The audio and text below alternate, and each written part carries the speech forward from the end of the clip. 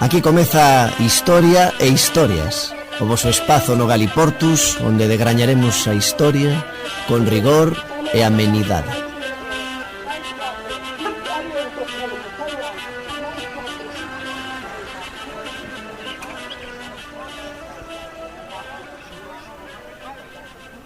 Aceredo, na Galiza, voltou a emergir.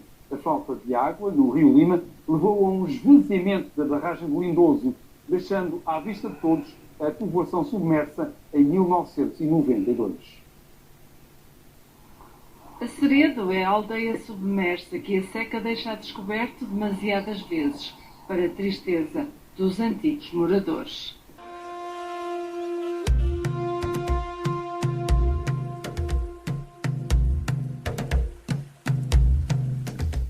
Aquí estades no Galiportus neste Historia e Historias co señor Don Abraham da Urraca. Boas, Abraham. Hola, moi boas, que tal? Hoxe retrotraémonos a historia recente, aos anos 90, mais a unha situación que se ven repetindo desde hai moitos decenias. Sí. Que é o solagamento, non? As inundacións por causa das barraxes. Efectivamente. Sí, a xente quer ter luz eléctrica entón hai que botar outra xente da súa casa. Acabades de escoitar unha grabación un pouco daquela maneira da RTP, con voces tamén portuguesas, destes últimos anos, vale, dos anos 20, máis falando daquela situación de que se sucedeu no 8 de xaneiro de 1992 na aldea de Aceredo, tamén moi pertiño da raya deste vez do lado portugués, Abraham, do lado galego. Certo, sí, foi Aceredo e Nensó, non? Porque foron un total cuatro as aldeas que foron alagadas, que tres pertencían a Cámara de Entrimo, a Cámara Municipal, o municipio de Entrimo, que pertencía de Entrimo, que era a aldea de Reloeira, e tres, agora sí, a de Lobios, non? Que é o xa mencionado Aceredo, e depois o Bao e Buscalque, non? Nunha zona de riqueza agropecuaria especialmente boa, non? Tiña así bastante viño, limoeiros, laranxeiras, todo produto de rianxo, de horta, non? Así era unha zona pois bastante rica nunha comarca que alén do máis xa fora castigada con outro encoro, non? Previamente, con outra albufeira, xa previamente falabas ti de decenios no ano 48, que cando se fai o salto das Cunchas, non? Construción constante, efectivamente, de presas, obtención de electricidade. Neste caso, a barraxe do Lindoso é unha das máis grandes que ten Portugal, sí, efectivamente, para abastecer, xa sabedes, pois todas as poboacións do norte, do Miño, dentro do que é a bacía, non? A hidrografía un pouco do Limia, aí a cabalo, como dicimos, da fronteira. A barraxe do Lindoso, estamos insistindo, que supuxo moitísimo trauma para a poboación dun e do outro lado que se viu afectada. Sí, foi construído ao longo dunha década, ten un comprimento, ten unha altura de 298 metros. Empregáronse, para que nos fagamos unha idea, non? Foron unhas 300.000 metros cúbicos de concreto, de betón, de formigón armado, que son moitos sacos de cimento, e a superficie da albufeira, a superficie alagada, foron uns 1500 km cuadrados, que é algo que podemos dicir moito rápido, mas é moita terriña. Polo cal, o que estamos comentando non simplemente foi Aceredo, o que quedou así na memoria, nunha memoria asolagada, como estamos escoitando, non? Esa memoria asolagada que queda así como un pouco inundada no pasado, senón que ademais de Aceredo foron varias aldeas máis, porque cando falamos dunha área tan extensa non podemos falar simplemente dunha aldea. Sí, e non son tanto eso, aldeas como persoas, non? Estamos a falar. Aceredo era se callar o núcleo máis grande, non? Contaba na altura con uns 70 veciños, o que son uns 120 habitantes. Superaron as 200 persoas as que foron deslocadas, non? As que tiveron que deixar os seus fogares. Que pasou con aquela xente, Abraham? Un pouco de todo, Alguna xente pois marchou co sin nada, co que lle deron e marcharon para Ourense, alguna xente foi vendendo. Claro, escoitará algún ouvinte e dirá que pasa cando queda todo por baixo da auga, que pasa con todo o que tes. Claro, aí sí, é unha historia complexa. Sí que é certo que a Ceredo tamén a imaxe das aldeas, porque é a que se ve cando baixan as aguas, non? Pola seca, é a que de seguida sae a flote. Que por iso foi noticia o que acabades de oír un pouco con mención da RTP, porque nestes últimos anos coas secas a aldea volveu reclamar a historia, volveu dicir, que eu estou aquí debaixo das augas, pero de repente aparece a aldea por riba das augas. Aí está, xa sen telladiños, xa sen alguén que deixou ali o carro, non? Un Citroën que está todo enferruxado, moto, pías, a igrexa, os canos botando, a fonte, sí, os socalcos, sí, é dicir, é unha imaxe tétrica de guerra, non? Sí. De historia solagada. Si, é iso, claro, hai outras aldeas e a xente consciente, a xente que era dali, o Bao, o Buscalque, que estaban no fondo do val, esas xa din que nunca se voltaran a ver, non? Ou rebenta a presa ou non as voltan a ver. Sí, comentábamos eso, que son 200 historias, non? De xente, historias paralelas de xente que non sabemos que foi dela. Houve xente que ao longo dos anos da década de 80 e xa nos últimos meses antes de que se fechasen as portas da barraxe, foran vendendo as casas, foran vendendo as terriñas, e entón moita xente investiu, por así dicer, en Ourense. Moita xente que prefería non ter que investir en Ourense. Depois houve outra que acabou por voltar, fundouse o novo Aceredo. Se pasades pola Nacional, pola Ourense 540, que leva Ourense, Celanova, Bande até Lindoso, e xa comunica con Ponte da Barca e Ponte de Lima e demais, digamos, a que a estrada principal que bordea o río Lima e que entra pola Madalena, ali por pertiño da Ceredo, veredes esos caseríos, esos casoplóns, esas casas que falan parecen todas a casa do concello. Claro, esas casas de pedra, non? Xente que, dicía, acabo de obter aquí esta recompensa, todo se tapa con diñeiro, xa sabedes. Al final moita xente optou tamén por comprar ali uns metros máis arriba.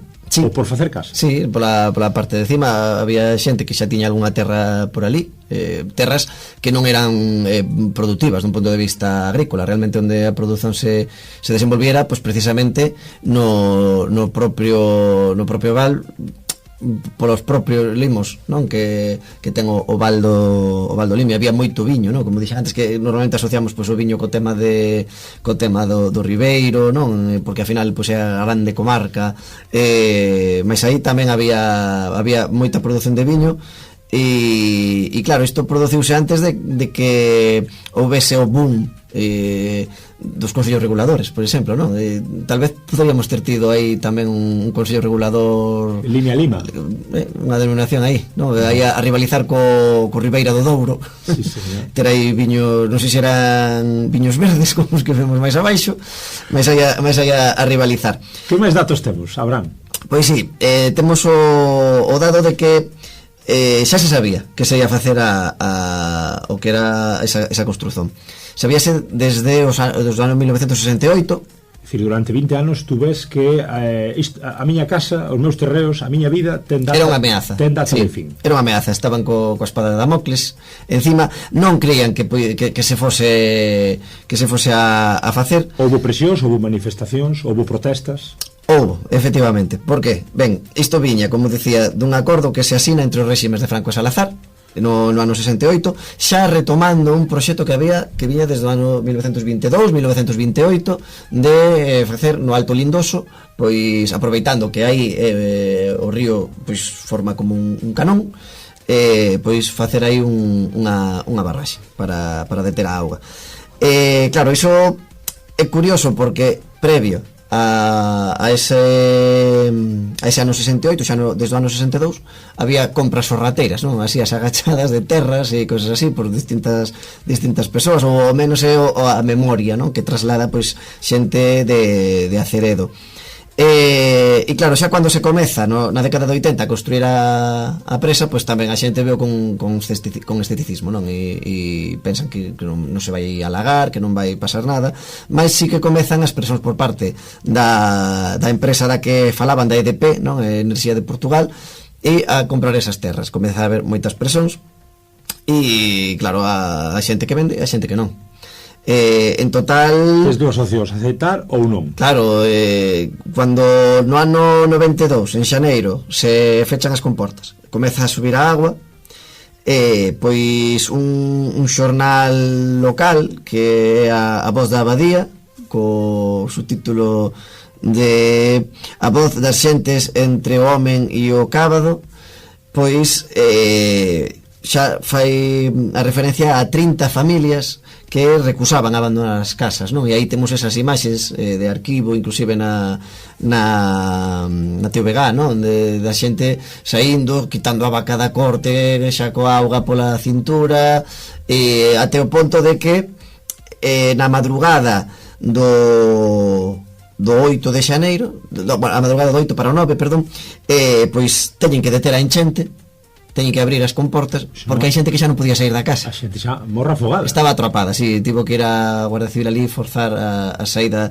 da xente na aldea do Bao, en Buscalque, que foi onde máis xente se manifestou o seu rechazo, xente que xa non vendera, ou ver a xente que sí que vendera e no entanto tamén decidira ficar nas casas, mas moita xente non vendera. Por qué? Porque a xente non estaba contente coa oferta que facía a EDP xa, porque cuanto máis apuraban os prazos, máis baixaban os prezos, e dicían, amiguiños, se non vas ficarse nela. Finalmente o que se fixo foi unha expropiación.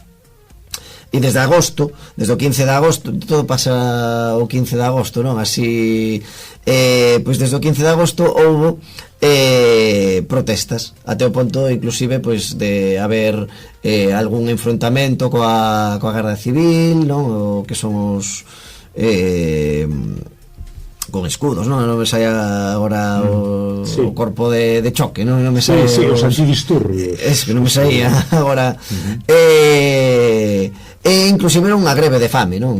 Varias persoas, xente que dixo, eu quedo sin comer. Sí, e estiveron, pois, porque que querían? Querían que se fixese un acordo de arbitraxe coa EDP para pois mellorar os prezos, mellorar as indemnizacións desa expropiación forzosa, que finalmente pois se consumiu polas bravas, porque foi unha expropiación pola forza da agua, non? E é moi forte tamén, non? Pois temos que contextualizalo tamén. Galiza, século XX, non? Pasamos polas bravas de un réxime de propiedade da terra prácticamente medieval a unha sociedade posindustrial, non? Aquí non tivemos desenvolvemento industrial, o que tivemos foi de golpe e de porrazo tivemos unha sociedade que pasou de ser agrícola a unha sociedade terciarizada, e moita da xente que vivía en Aceredo, e vemos pois as nosas avós ali, non? Así, pois iso, de preto, co pano, tal, ou as castrexas, que facían moita referencia a isto custounos moito telo. Claro, temos que pensalo, non é o de hoxe de custoume moito así poupar diñeiro e comprar, non, custaralles moito porque moita xente aínda vivira pagando rendas por unhas terriñas que finalmente eran súas e non querían, non había ese sentimento de pertencer a esa terra, até o punto de que moitas destas persoas maiores que contaban 60, 70 anos saían da casa e o que facían coa agua xa polos xoellos, non? E o que facían era fechar coa chave. Non fora ser. Porque se ia entrar alguén. A casa que quede fechadita. Porque se ia entrar alguén. Hoxe vemos moitas casas que teñen o tellado, vemos outras sen o tellado. En Aceredo non é que se derrubase, porque ao final sí, moito peso de agua por encima, pero tamén hai agua por debaixo. Desmantelaron todo o que puderon. Leváronse as carpinterías das xanelas, leváronse as tellas. Hai imaxes de xente desmontando esas tellas que se lle chama tella inglesa, está plana así, desmontando o tellado e metendo as tellas no camión para sacar as cousas, sacar os animaliños, sacar todo. Que quedou? Pois toda a terriña, todas as memorias, non? Até o punto de que a xente que preferiría... Dime. Sí, nada, estades escoitando Galiportus, Historia e Historias, con noso querido Abraham da Urraca, o noso historiador de garda.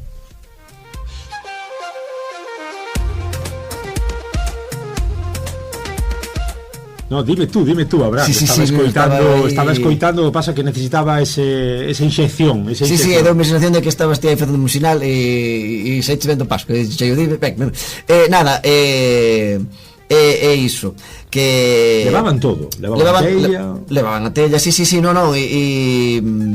pero até o ponto non foi realmente un suceso traumático e non há moitos anos pois estreouse Os Días Afogados, non? Un documentario de Francisco Villalonga e aparecen algúns testemunhos ao longo aparecen os do momento, non? Así a xente dicindo para onde vamos ir e que vamos facer ou non vou vender ou tal, eu se non o vendo isto non o fan, non? A xente tiña esa idea de se non marcho aquí como me van a afogar mas depois tamén os 30 anos depois, non? E a xente dicindo pois casi era preferible que nunca deixasen que baixasen as aguas porque así non lembraríamos, non o veríamos. Esa é a cuestión, non? Esa é a cuestión nos últimos anos, como estamos a comentar, as augas volveron reclamar digamos, a seca máis que as augas fixo que a aldea emerxera e que pois a memoria é moito máis dura, Abraham, cando se che pon diante dos ollos. Efectivamente. Sí. Entón digamos que aí foi un pouco cando comezou tamén a romaría de xente que quería ver esa aldea pintoresca e fantasma gallega de Aceredo, non? E agora tamén, por certo, podemos ver ali cando esas casas emerxen, cando digamos, a auga, pois tamén como as casas están cheas de pintadas, non? Porque hoxe hai que pintar, aparecen pintadas, aparecen pedras cando vas por ali esas, cando suba agua xa as tira, pero as pedriñas estas chamamos as pedras dos hippies, unha por encima doutra das paredes dos socalcos mas o tema de ir ver Aceredo e é algo que, a ver, o ser humano é morboso, non? E xa cando foi o alagamento das aldeas houve un trasvase de persoas desde Ourense capital imenso e hai imaxes de decenas e decenas de carros ali, xente tirando fotos e xente, non, en cuanto outra xente fuxía das súas casas que estaban ficando submersas, pois vías xente a tirar fotos e ali, que cousa, que tal, non? Así casi era esperpéntico, non? É algo que se o contas non parece crible, non? Así cando fagamos este programa dentro de 20 anos e falemos da historia e das historias en clave, ou non o sei, digamos, mirando para atrás do que pasou en Gaza ou en Palestina, non? Sí.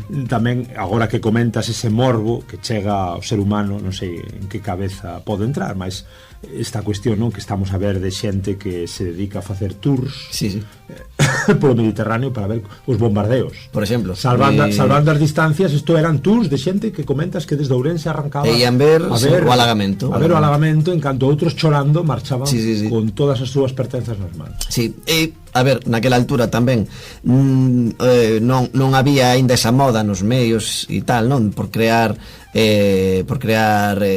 contidos virais e trending topics e cousas desas. Mas sería un trending topic dos vos, Sería dos vos e oxe, porque hoxe buscas o tema de Aceredo e de seguida tes a prensa local e nenso local Aceredo, como llegar, que hacer, que tal, la mejor forma de pasar un día, ir a ver las ruínas de Aceredo, non? Por verte, claro, prensa desa que usa o galego Día das Letras Galegas na portada e entón todas as noticias despois poñen iso, non? Así de que facer e tal, e aparece ás veces sí que redunda un pouco beneficio entre aspas, non? E sí que falan pois de algún establecemento lusitanico que pode haber por ali para que a xente vaya a comer, mas en xeral sí que falan desa oferta e moi típico e a todo o mundo lle soará de ver pois a típica reportaxe da revista ou do Galicia Noticias, non? Así pois con el niño de Vigo de vengo a ver las casiñas estas que están aquí que salen ahora e mira como está el barro e que sucias las tienen, non las barren, non? Supoño que será o que pensan.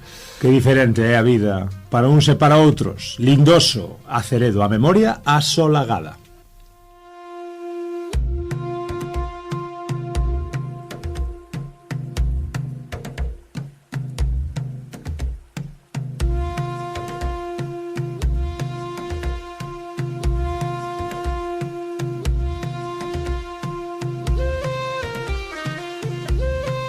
Mais sabrán, estamos desexosos de escoitar máis. Sí, porque, claro, podemos pensar. Bom, a ver, faise electricidade, ao final, bon, o beneficio pois ficará aí en Lindoso e tal, e non, porque se o beneficio ficase en Lindoso non habría que pagar un billete para entrar no castelo de Lindoso.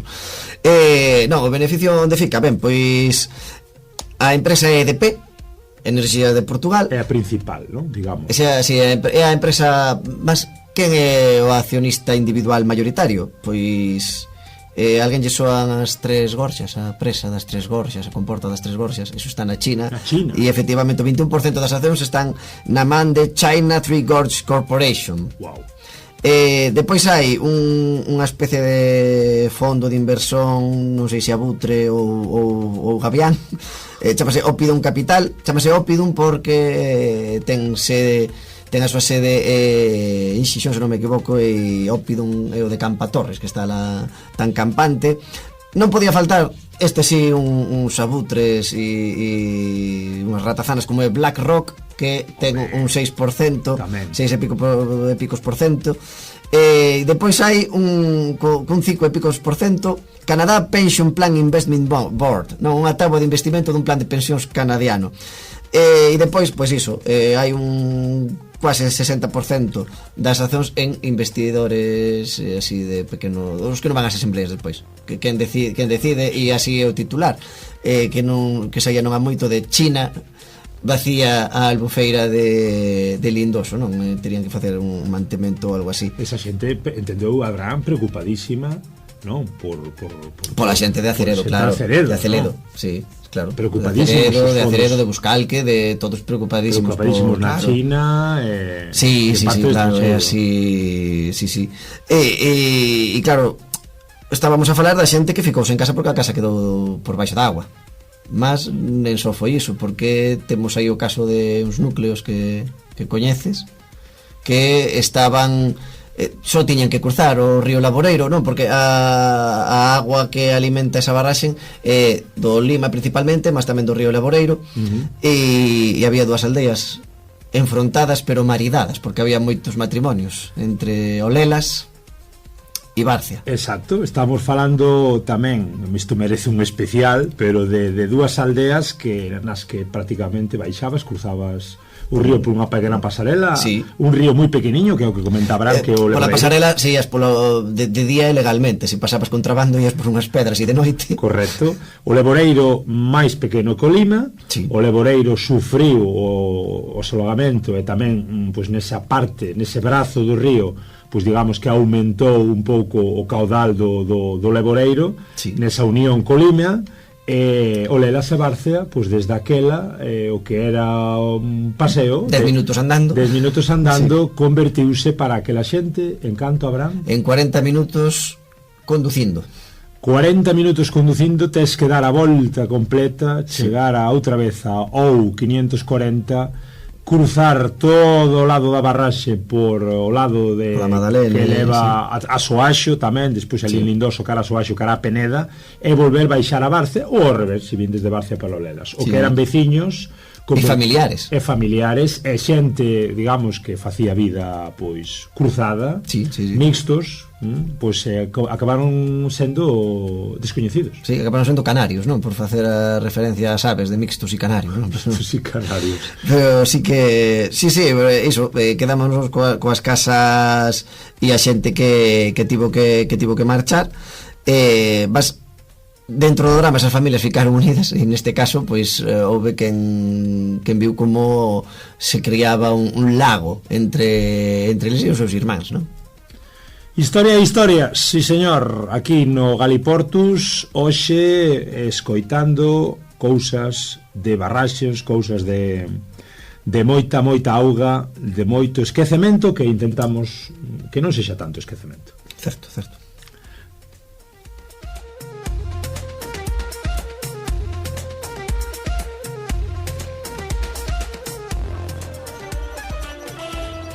Historia e historias, o voso espazo no Galiportus onde degrañaremos a historia con rigor e amenidade.